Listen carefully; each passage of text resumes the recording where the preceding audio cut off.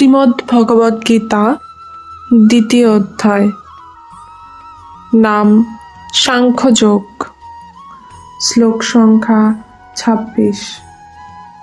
অথ চৈনম নিত্যজাতম নিত্যম বা মন্যসে মৃতম তথাপি তম মহাবাহো নৈবম শোচিতুম অর্হসি। ভগবান শ্রীকৃষ্ণ তার প্রিয় সখা অর্জুনকে বললেন, যদি তুমি এই আত্মাকে নিত্য জন্মশীল এবং নিত্য মরণশীল বলে মনে করো, তবুও হে মহাবাহু, তোমার শোক করা উচিত নয়। রাধে রাধে। ওম নমো ভগবতে বাসুদেবায়।